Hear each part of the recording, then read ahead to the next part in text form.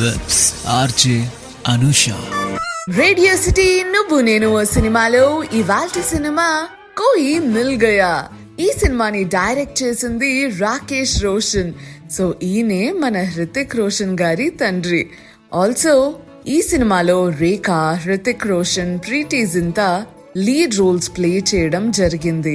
8 August 2003 release అయిన ఈ cinema ప్రేక్షకుల మనసు దోచుకుంది అనడంలో సందేహమే లేదు. వెల్, మ్యూజిక్ విషయానికి వస్తే రాజేష్ రోషన్ దీనికి మ్యూజిక్ అందించడం జరిగింది. ఒక్కొక్క పాట ఒక్కొక్క ఆడిముత్యం అనే చెప్పాలి. అండ్ ఇందులో నా ఫేవరెట్ సాంగ్ అయితే టైటిల్ ట్రాక్ కోయి మిల్ గయా. అసలు ఏమన్నా ఫీల్ ఉంటదా?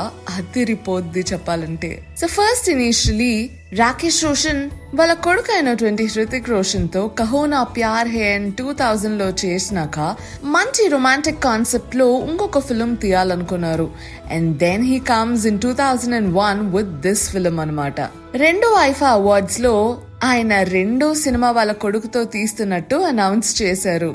And he received the best director award for Kaho Naa Pyaar hey.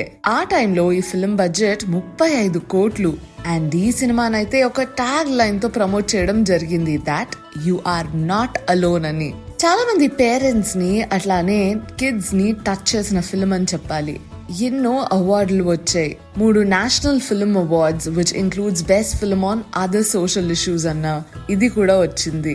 And 49th Filmfare awards లో it was nominated in 11 categories and 5 categories లో అవార్డ్స్ కూడా సొంతం చేసుకున్నది. And this film was considered a turning point in Roshan's career అని చెప్పొచ్చు. మరి cinema విషయానికి వస్తే సైంటిస్ట్ సంజయ్ మెహ్రా తన ఒక కంప్యూటర్ ని క్రియేట్ చేస్తారు.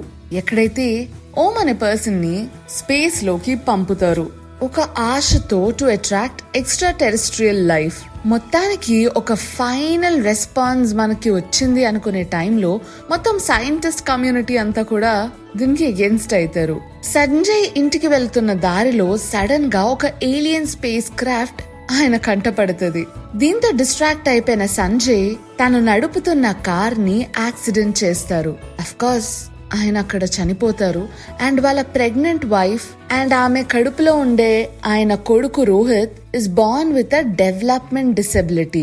దీనికి సర్జరీయే క్యూర్, కానీ ఇది పారలైజ్ అవ్వచ్చు, లేదంటే ఆయన చనిపోవచ్చు కూడా అని చెప్పేసి అంటారు.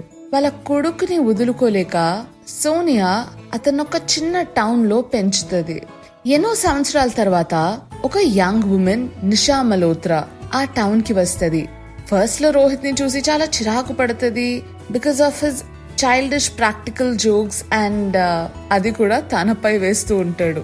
తన ఫ్రెండ్ రాజ్ సక్సేనా అండ్ తన గ్యాంగ్ రోహిత్ ని రిటాలియేషన్ లో అటాక్ చేసి తన స్కూటర్ ని ఇరక్కొడతారు. సోనియా వాళ్ళందరి మీద కోప్పడతారు, ఎందుకంటే రోహిత్ వీళ్ళందరిలా జస్ట్ నార్మల్ కాదు. అండ్ అందులో ఫ్యాక్ట్ ఏంటంటే రోహిత్ నిషాకి అపాలజైజ్ చేస్తున్నాడు. తన మిస్టేక్ తను తెలుసుకుని నిషా రోహిత్ కి ఒక మంచి బైసైకిల్ కొనిస్తుంది and makes up with him. So వాళ్ళిద్దరూ మంచి ఫ్రెండ్స్ అయిపోతారు. వాళ్ళిద్దరూ కూడా సంజయ్ యొక్క పాత కంప్యూటర్ తో ఆడుకుంటూ ఉంటారు.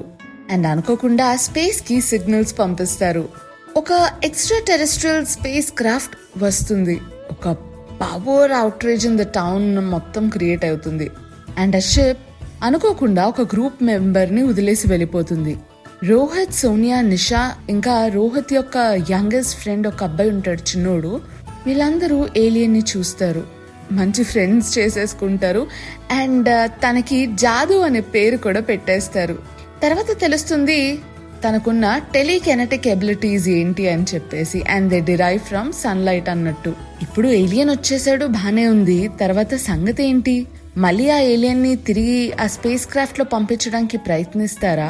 అండ్ ఆ ఏలియన్ ని దాచిపెడతారా? లేదు అంటే నార్మల్ గా వదిలితే మరి చుట్టుపక్కల వాళ్ళందరూ కూడా ఏదో ఒకటి అంటూనే ఉంటారు కదా. అసలు ఏమవుతుంది అనేది మాత్రం సినిమా చూడాల్సిందే. సో అదబ్బా నువ్వు నేను ఓ సినిమాలో ఇవాల్టి సినిమా కోయి మిల్ గయా.